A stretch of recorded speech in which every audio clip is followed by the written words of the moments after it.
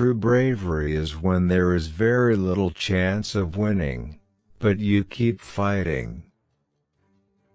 Don't tell me what you value, show me your budget, and I'll tell you what you value.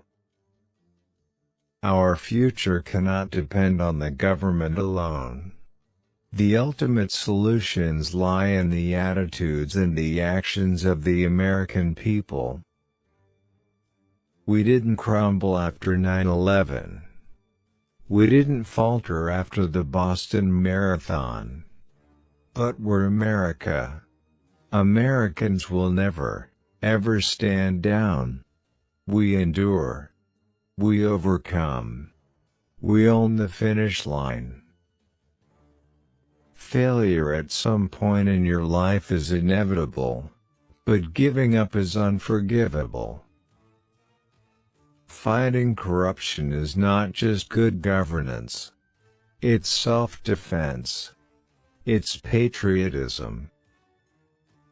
You should not run for president because tactically you can win. The questions you have to ask are why you're running for president and what will you do when you're president. The effects of climate change are real and must be acted on. No one ever doubts that I mean what I say. The problem is I sometimes say all that I mean. When Donald Trump says tonight you won't be safe in Joe Biden's America, look around and ask yourself, how safe do you feel in Donald Trump's America? This is our moment to choose love over hate, hope over fear, fact over fiction. We'll overcome this era of American darkness, together. If you entrust me with the presidency, I will draw on the best of us, not the worst. I'll be an ally of the light, not the darkness. It's time for us, for we the people, to come together. And make no mistake, united we can and will overcome this season of darkness in America. This is a life-changing election. It will determine what America will look like for a long, long time.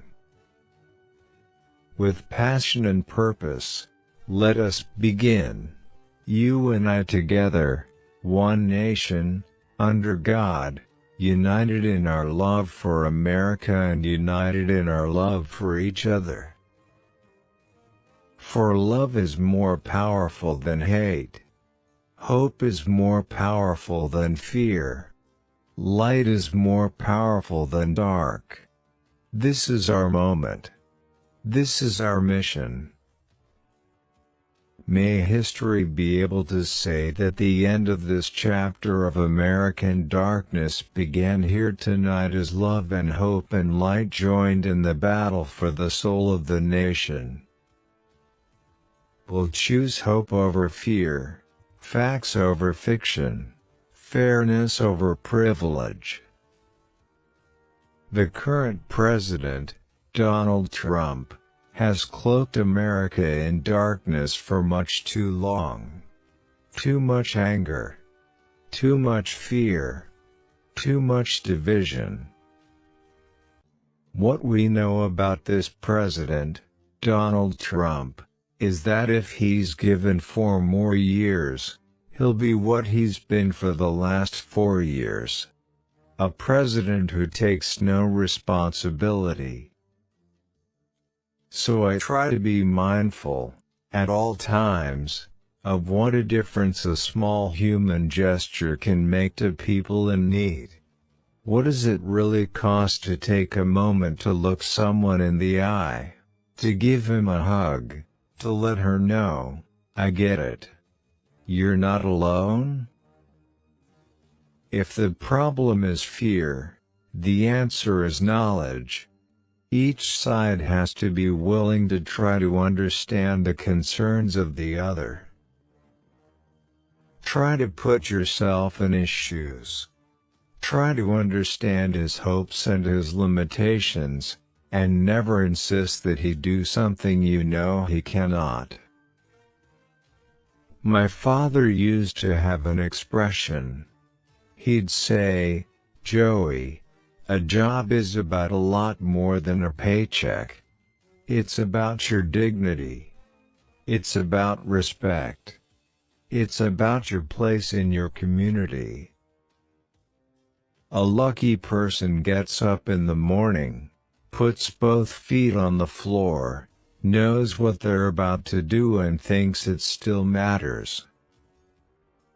You know you're a success when you look at your kids and realize they turned out better than you. Funerals are for the living, I have always believed, and the job of the eulogist is to acknowledge the enormity of the loss they have just suffered and to help them appreciate that the legacy and accomplishments of their loved one have not died with them.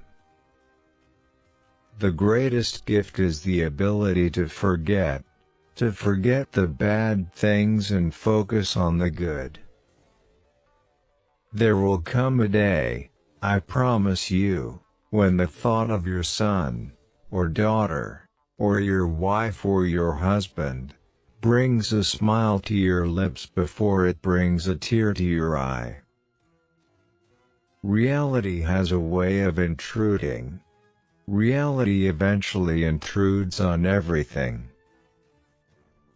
But all our differences hardly measure up to the values we all hold in common. I can die a happy man never having been President of the United States of America. But it doesn't mean I won't run. Life is a matter of really tough choices.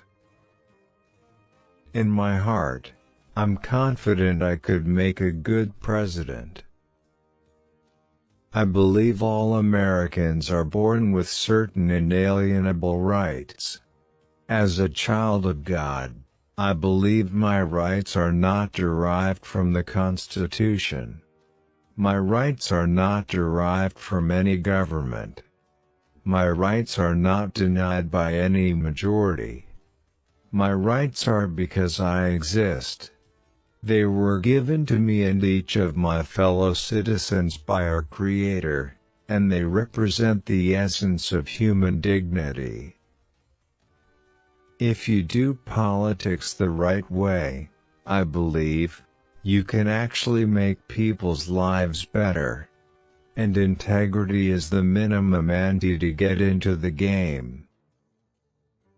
We must rekindle the fire of idealism in our society, for nothing suffocates the promise of America more than unbounded cynicism and indifference. The American people are so much stronger, so much more resolved than any enemy can fully understand. America is an idea stronger than any army, more powerful than any dictator or tyrant. And it's an idea as alive and powerful today as it was when it was first proposed. Here at home, when Americans were standing in long lines to give blood after the attack on the World Trade Center and the Pentagon, we squandered an obvious opportunity to make service a noble cause again, and rekindle an American spirit of community. For too long in this society, we have celebrated unrestrained individualism over common community. For too long as a nation, we have been lulled by the anthem of self-interest. I wasn't built to look the other way because the law demanded it. The law might be wrong. Other than being crazy enough to press a button, there is nothing that Putin can do militarily to fundamentally alter American interests. Global energy security is a vital part of America's national security, The one place that David is equal to Goliath is in the Supreme Court. A gaffe in Washington is someone telling the truth, and telling the truth has never hurt me. Corruption is a cancer that eats away at a citizen's faith in democracy, diminishes the instinct for innovation and creativity, already tight national budgets, crowding out important national investments. It wastes the talent of entire generations. It scares away investments and jobs. What I meant was that he's got new ideas. He's a new guy on the block, he explained, while staring at host Jon Stewart's deadpan expression. It's not working, right? I am a gaffe machine, Biden said. But my God, what a wonderful thing compared to a guy who can tell the truth. His mom lived in Long Island for 10 years or so, God rest her soul, he said. Although wait. Your mom's still alive. It was your dad that passed. God bless her soul. I gotta get this straight.